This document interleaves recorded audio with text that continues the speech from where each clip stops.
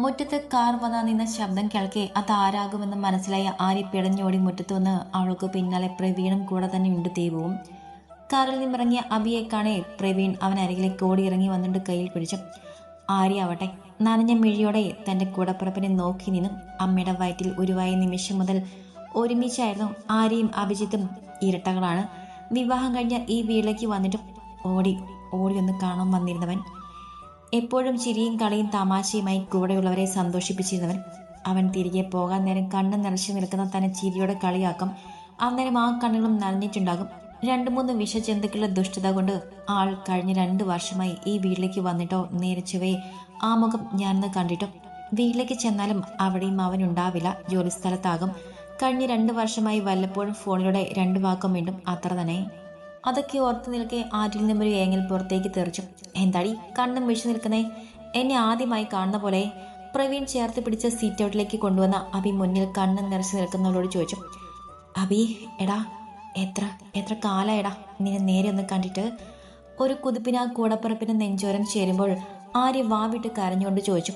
അതൊക്കെ പോട്ടിടി, ഇപ്പൊ ഞാനിങ്ങ് വന്നില്ലേ, കരയാതെ. ദേ നോക്കിയേ, അഞ്ചും ദേവുട്ടിയൊക്കെ ഇന്ന് ചിരിക്കുന്നു. ആരെയും ചേർത്ത് പിടിച്ച് കണ്ണൊക്കെ തുടച്ചു കൊടുക്കുമ്പോൾ അബി പറഞ്ഞു. ഒപ്പം അവരും നിറഞ്ഞു പോയ കണ്ണുകൾ തുടച്ചു കളഞ്ഞു. ഇവിടെ തന്നെ നിൽക്കാൻ പോവാണോ? എല്ലാരും വായു, നമുക്ക് അകത്തേക്ക് പോവാം. അച്ഛനെ കാണണ്ടേ അളിയാ? പ്രവീൺ എല്ലാരെയും അകത്തേക്ക് ക്ഷണിച്ചുകൊണ്ട് ചോദിച്ചു. വരാളിയാ, അതിനു മുൻപ് കാറിൽ കുറച്ച് സാധനങ്ങളുണ്ട്, അതൊക്കെ ഒന്ന് എടുത്തോട്ടെ. പ്രവീണിനോട് പറഞ്ഞിട്ട് അബി പുറത്തേക്ക് ഇറങ്ങി കാറിൽ നിന്നും ഓരോന്നായി പുറത്തേക്ക് എടുത്തു വെച്ചു. അവന് പിന്നാലെ പുറത്തേക്ക് ഇറങ്ങി പ്രവീണും കൂടെ ചേർന്നെല്ലാം വീടിനുള്ളിലേക്ക് കൊണ്ടുവന്ന് വെച്ചു. വരിക്കച്ചക്കയാണോ അമ്മേ? നന്നെ വലുപ്പമുള്ള ആ ചക്കകൾ കാണി ആര്യ കൊതിയോടെ ചോദിച്ചു.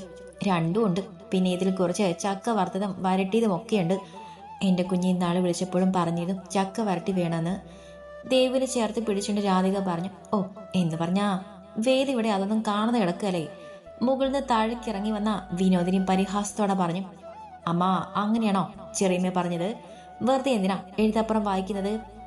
ചാക്കും ബിഗ് ഷോപ്പറും ഒക്കെ എടുത്ത് അടുക്കളയിലേക്ക് കൊണ്ടുപോകാനിടയിൽ പ്രവീൺ ചോദിച്ചു. ഓ അല്ലെങ്കിൽ നിന്റെ പെണ്ണും പിള്ളയുടെ വീട്ടുകാരെ പറയുന്നത് നിനക്ക് പിടിക്കില്ലല്ലോ. പറഞ്ഞിട്ട് താഴെ ഇറങ്ങി വന്നവർ കയ്യിൽ കവറുമായി കയറി വന്ന അബിയെ കാണുമെന്ന് പകച്ചു. ആ ഒരാളെ അവർ അവിടെ പ്രതീക്ഷിച്ചിരുന്നില്ല. വാളിയ അച്ഛനെ കാണണ്ടേ? അളിയൻ അച്ഛനെ കണ്ടിട്ട് വർഷം 2 ആയില്ലേ. ഇപ്പോ അങ്ങനെ പുറത്തോട്ടൊന്നും ഇറങ്ങാറില്ല. കാലിൽ നല്ല ബലക്കുറവുണ്ട്. എവിടെയെങ്കിലും വീണ് പോയാലോ എന്നൊരു പേടിയാണ് ആൾക്ക്.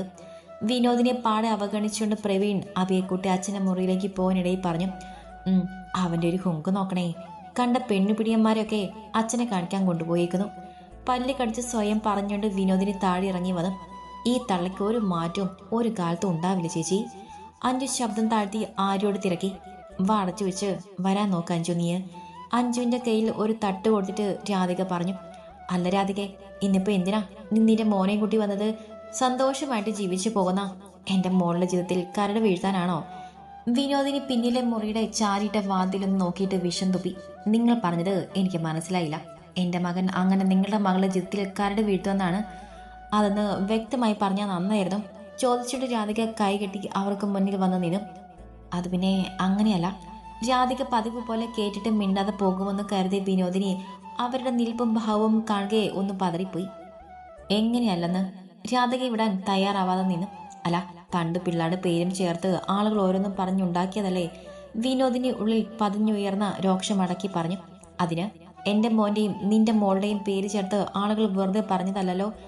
രാധിക അവരെ തറപ്പിച്ച് നോക്കിയിട്ട് ചോദിച്ചു. പിന്നെന്താ, നിന്റെ മോനെ എന്റെ മോളെ കയറി പ്രേമിച്ചെന്നോ? നന്നായി. അവളെ ഭർത്താവേ നല്ല ഡോക്ടറാണ്. ഡോക്ടർ അറിയോ? അല്ലാതെ കരാറ് പണിയും ചെയ്ത് തെണ്ടി തിരിഞ്ഞ് നടക്കുന്നവനല്ല. വിനോദിനി പരിഹസിച്ചുകൊണ്ട് പറഞ്ഞു. അതേലോ, കരാറ് പണിക്കും ചെയ്ത് നടക്കുന്ന എന്റെ മോനും നീ ഈ പറഞ്ഞ നിന്റെ മോളും തമ്മിൽ കൊണ്ടുപിടിച്ച പ്രണയത്തിലായിരുന്നു. നിന്റെ മോൾക്ക് നീ ഒരു ഡോക്ടറെ കണ്ടുപിടിച്ചു കൊണ്ടുവന്നപ്പോൾ അവൾക്കത് വേണ്ടതും എന്റെ മകന്റെ ഒപ്പം ഇറങ്ങിപ്പോന്നു. ഞാനാണല്ലോ അവളെ എന്റെ വീട്ടിലേക്ക് നിലവിളക്ക് കൊടുത്ത് സ്വീകരിച്ചത്. നെഞ്ചിൽ തട്ടി പറഞ്ഞിട്ട് രോക്ഷത്തോടെ രാധിക തുടർന്നു. 3 ദിവസം എന്റെ മകന്റെ ഒപ്പം അവന്റെ പെണ്ണായി ആ വീട്ടിൽ കഴിഞ്ഞവളെ പിറ്റേന്ന് ഞങ്ങളുടെ കുടുംബക്ഷേത്രത്തിൽ വെച്ച് എന്റെ മോൻ താലി കെട്ടാൻ ഇരുന്നവളെ കല്യാണം നടത്തി തരാമെന്നും പറഞ്ഞ് കൂട്ടിക്കൊണ്ടുപോയിട്ട് അവളെ പീഡിപ്പിക്കാൻ ശ്രമിച്ചെന്നും പറഞ്ഞ് എന്റെ ചെറുക്കന്റെ പേരിൽ ഏതോ ഒരു പെണ്ണിനെ കൊണ്ട് കേസ് കൊടുപ്പിച്ചതും എന്റെ പൊന്നു മോനെ നിന്റെ ആങ്ങളുടെ ആളുകളെ കൊണ്ട് തല്ലിച്ചതച്ച് കൊല്ലാനാക്കിയതും 3 ദിവസം എന്റെ മകന്റെ ഒപ്പം കഴിഞ്ഞവളെ മനസ്സ് മാറ്റി നിന്റെ ആങ്ങളുടെ ഡോക്ടർ മകനെ കൊണ്ട് കെട്ടിച്ചതുമൊക്കെ നീ എത്ര പൊതിഞ്ഞു മൂടിയാലും ഈ നാട്ടിൽ ഏറെക്കുറെ എല്ലാവർക്കും അറിയാം എന്തായിരുന്നു അന്ന് നടന്നതെന്ന്. അതുകൊണ്ട് ഞങ്ങളെ കൂടുതൽ ഇങ്ങോട്ട് ഭരിക്കാൻ വിനോദിനി വരണ്ട. എൻ്റെ മോൾ ഇവിടെ ജീവിക്കുന്നിടത്തോളം കാലം എൻ്റെ മകൻ ഇനി ഇവിടെ വരിക തന്നെ ചെയ്യും.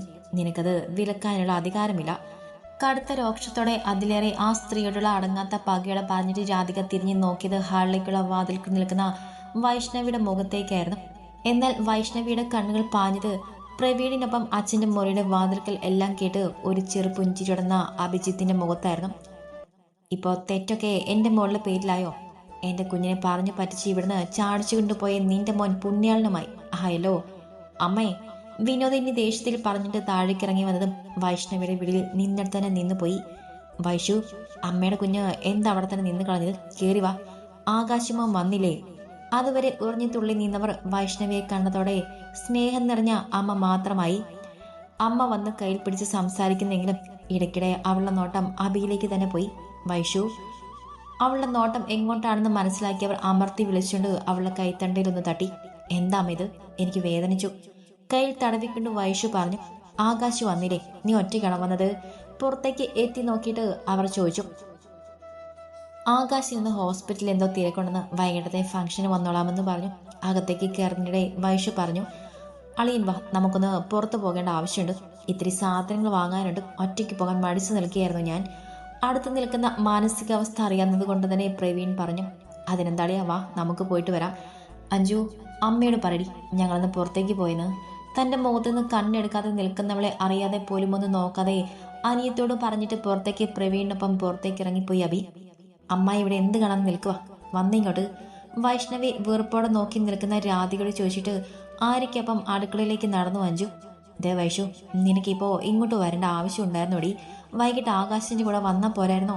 അവളുടെ കയ്യിൽ പിടിച്ചു വലിച്ചുകൊണ്ട് വന്ന മുറിയിലേക്ക് കയറ്റിയിട്ട് ദേഷ്യത്തിൽ ചോദിച്ചു വിനോദിനി.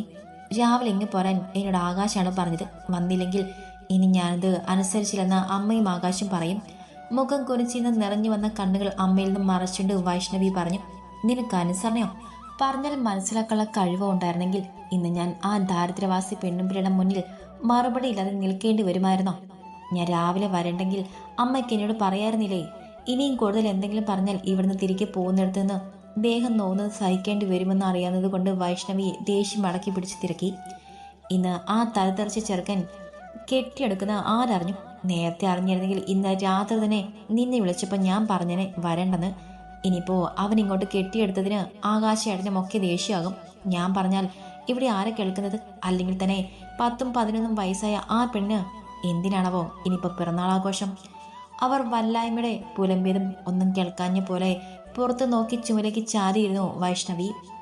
ഇന്ന് അമ്മായി വന്നിരുന്നു കുഞ്ഞി, മീനുവിന്റെ നിശ്ചയം വിളിക്കാൻ. നിവിയുടെ മടക്കിയ തുണി അടുക്കി അലമാരിൽ വെക്കുമ്പോൾ അവളുടെ മുഖത്ത് നോക്കാതെ ലക്ഷ്മി പറഞ്ഞു.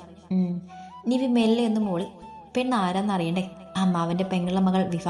അവർക്കല്ലെങ്കിലും അതേ ചേരൂ. ലക്ഷ്മി പുച്ഛത്തോടെ പറഞ്ഞു. സാരിയിലെടുത്തി, എനിക്ക് ആരോടും ദേഷ്യമില്ല. മനുവേട്ടൻ ആരെ കല്യാണം കഴിച്ചാലും ഇന്ന് സന്തോഷമായിട്ടിരിക്കട്ടെ. ടേബിൾ തല ചായച്ചെന്ന് നിവി പറഞ്ഞു. നിനക്കൊന്ന് പൊട്ടിക്കരഞ്ഞിട കുഞ്ഞെ. എന്തിനല്ല ഇങ്ങനെ നെഞ്ചിൽ അടക്കി വെച്ച് വേദന സഹിക്കുന്നത്? പറഞ്ഞിട്ട് ബെഡിലേക്കിരുന്നു ലക്ഷ്മി. എനിക്ക് ആഗ്രഹമുണ്ടൊന്ന് കരയാൻ, പക്ഷെ പറ്റുന്നില്ല. നെഞ്ചിലൊരു ഭാരം നിറഞ്ഞു നിൽക്കുന്ന പോലെ, തൊണ്ടിൽ സങ്കടം കനത്തിട്ട് കയ്പ് നിറഞ്ഞ പോലെ. കസലിൽ നിന്നും എഴുന്നേറ്റ് ലക്ഷ്മിയുടെ മടിയിൽ ചാഞ്ഞു കിടന്ന നിവി പറഞ്ഞു. അവളുടെ വരണ്ട കണ്ണുകളും വിളറിയ മുഖവും കാണാൻ ലക്ഷ്മിക്ക് എന്തൊക്കെയോ വേണ്ടാത്ത ചിന്തകൾ ഉള്ളിൽ നിറഞ്ഞെങ്കിലും അവളൊന്നും ചോദിച്ചില്ല. ഏട്ടൻ അറിഞ്ഞിട്ട് സങ്കടമായി കാണും അല്ലേ ഏട്ടത്തി? നീവി അവളുടെ വയലേക്ക് മുഖം ചേർത്ത് വെച്ചുകൊണ്ട് തിരക്കി. സങ്കടം ഉണ്ടെങ്കിലും നിന്റെ ഏട്ടനത് പുറത്ത് കാണിക്കില്ലല്ലോ. പിന്നെ മനുവിനെ പോലെ ഒരു ചതിയൻ നിന്റെ കഴുത്തിൽ താലി കെട്ടാനിത് നന്നായി പോയെന്നേ രഞ്ജു കരുതൂ. കെട്ടിക്കഴിഞ്ഞിട്ട് നീ പോരുന്നു അവന് തോന്നിയിരുന്നെങ്കിൽ നമ്മൾ ഇതിൽ കൂടുതൽ വേദനിക്കേണ്ടി വരുമായിരുന്നില്ലേ? ഇതിപ്പോൾ അതിലും എത്ര ഭേദം. അവളെ ആശ്വസിപ്പിക്കാൻ എന്ന പോലെ നീവിയുടെ തലയിൽ തലോടിക്കൊണ്ട് ലക്ഷ്മി പറഞ്ഞു. ആരെയും കുറ്റം പറയേണ്ട ഏട്ടത്തി, അവരൊക്കെ നല്ലത് നോക്കി പോയിക്കോട്ടെ, നന്നായിട്ട് ജീവിക്കട്ടെ. നമുക്ക് ഇന്ന് ഇതുപോലെയൊക്കെ അങ്ങ് പോവാന്നേ അവൾ സ്വയം എന്നോണം പറഞ്ഞു. കുഞ്ഞി, ഏട്ടത്തി ഒരു കാര്യം ചോദിക്കട്ടെ? ചോദിച്ചു ഏട്ടത്തി. അതിനെന്തിനെങ്ങനെ അനുവാദമൊക്കെ ചോദിക്കണേ? മോളെ, നമ്മുടെ വീടിന് പിന്നിലെ ആ സ്ഥലം വാങ്ങാൻ വന്നവർക്ക് വഴി വലുതാക്കാൻ ഇവിടുന്ന് കുറച്ച് സ്ഥലം കൂടെ കൊടുക്കാമോ എന്ന് ചോദിക്കണം. ഇല്ലെങ്കിൽ അവർക്ക് ആ സ്ഥലം വേണ്ടെന്ന് പറഞ്ഞു. ആ പണം കിട്ടിയാലല്ലേ രഞ്ജുവിൻ്റെ ചികിത്സ തുടങ്ങാൻ കഴിയൂ. അതിനെന്താ ഏട്ടത്തി, കൊടുക്കാമെന്ന് ഞാൻ അന്നേ പറഞ്ഞതല്ലേ, പിന്നെ എന്തിനാ പറ്റില്ലെന്ന് പറഞ്ഞത്? നിവി അവളുടെ മടിയിൽ നിന്ന് എഴുന്നേറ്റിരുന്നുകൊണ്ട് ചോദിച്ചു. രഞ്ജു സമ്മതിക്കുന്നില്ല കുഞ്ഞി. ലക്ഷ്മി നിറഞ്ഞ കണ്ണുകൾ ഒപ്പിക്കൊണ്ട് പറഞ്ഞു. ഞാൻ പറഞ്ഞ് സമ്മതിപ്പിച്ചോളാം ഏട്ടനെ. എൻ്റെ ഏട്ടന് എഴുന്നേറ്റ് നടക്കുന്നത് കണ്ടാൽ മതി എനിക്ക്. അതിനുവേണ്ടി എന്ത് ചെയ്യാനും തയ്യാറാവും ഞാൻ ഏട്ടന് അറിയില്ല ഏട്ടത്തി. ഇനിയും ഒരുപാട് താമസിപ്പിക്കണ്ട. വേഗം അവരെ കണ്ട് കാര്യങ്ങൾ സംസാരിച്ച് എല്ലാം ശരിയാക്കണം കേട്ടോ. ലക്ഷ്മിയെ കെട്ടിപ്പിടിച്ച് കവളൊരു ഉമ്മ വെച്ചുകൊണ്ട് നിവി പറഞ്ഞു. അതൊക്കെ ഞാൻ നാളെ തന്നെ അവരോട് സംസാരിക്കാം. അതുപോലെ നീ അഞ്ജുവിൻ്റെ അമ്മയുടെ അന്ന് രഞ്ജുവിനെ കാണാൻ വന്നപ്പോൾ പറഞ്ഞ ആയുർവേദ ഹോസ്പിറ്റൽ എറണാകുളത്ത് എവിടെയാണെന്നാ അവിടുത്തെ കാര്യങ്ങൾ എങ്ങനെയാണെന്ന് നമുക്ക് ഒന്ന് കൃത്യമായി അന്വേഷിച്ച് പറയാൻ പറയണം കുഞ്ഞി. അവരോടൊക്കെ അല്ലാതെ ആരോടാ നമ്മളിനി സഹായം ചോദിക്കുക? അവളെ ചേർത്ത് പിടിച്ചിട്ട് നിസ്സഹതയുടെ ലക്ഷ്മി പറഞ്ഞു. അവരൊക്കെ ആര്യ ചേച്ചിയുടെ വീട്ടിലേക്ക് പോയിരിക്കുവാണ് ഏടത്തി. ഇന്ന് വേദിന്റെ പിറന്നാളാണ്. രാത്രിയിലെ തിരികെ വരുള്ളൂ. എന്തായാലും നാളെ രാവിലെ ഞാൻ കോളേജിൽ പോകും മുൻപ് അവിടെ പോയി വിശദമായി ചോദിക്കാം കേട്ടോ. എൻ്റെ ഏട്ടത്തിക്കുട്ടി വിഷമിക്കേണ്ട. ഈ വീടും കൂടെ വിൽക്കേണ്ടി വന്നാലും നമുക്ക് ഏട്ടനെ എഴുന്നേൽപ്പിച്ച് നടത്താം. വീടും ലക്ഷ്മിയുടെ മടിയിൽ കുഞ്ഞിനെ പോലെ ചാഞ്ഞിക്കിടന്ന് നിവി പറഞ്ഞു. ലക്ഷ്മി ഒരു കുഞ്ഞിനെ പോലെ അവളെ ചേർത്ത് പിടിച്ചിരുന്നു. ഉച്ചയ്ക്ക് ഊണ് കഴിക്കാൻ ഇരിക്കുമ്പോഴും വൈഷ്ണവി എന്നൊരാൾ മുന്നിൽ ഇരിക്കുന്നുണ്ടെന്നൊരു ഭാവം പോലും അബിയുടെ മുഖത്തുണ്ടായിരുന്നില്ല. ബാക്കി എല്ലാവരെയും നോക്കി കുറുമ്പ് നിറഞ്ഞ ചിരിയോടെ സംസാരിച്ചാണ് അവൻ കഴിക്കുന്നത്. എന്നാൽ അവളുടെ കണ്ണുകൾ അവനെ മാത്രമേ കാണുന്നുണ്ടായിരുന്നുള്ളൂ. അവൻ പറയുന്നതേ കേൾക്കുന്നുണ്ടായിരുന്നുള്ളൂ. അവൻ്റെ അവഗണന വൈഷ്ണവിയെ വല്ലാതെ പൊള്ളിക്കുന്നുണ്ടായിരുന്നു. ഇന്ന് പോകും മുൻപ് എങ്ങനെയെങ്കിലും അവനോടൊന്ന് സംസാരിക്കണമെന്ന് ഉറപ്പിച്ചിരുന്നു അവൾ. അവൻ്റെ ആ പെരുമാറ്റത്തിൽ ഏറ്റവും കൂടുതൽ സന്തോഷവും രാധികയ്ക്കായിരുന്നു. 2 വർഷമായി അവനിൽ നിന്നും എവിടെയോ നഷ്ടമായ ആ ഭാവങ്ങൾ അവരിലെ അമ്മയെ അങ്ങേയറ്റം സന്തോഷിപ്പിക്കുക തന്നെ ചെയ്തു. അതിനവർ മനസ്സാലെ സകല ദൈവങ്ങൾക്കും അവർ നന്ദി പറയുന്നുണ്ടായിരുന്നു.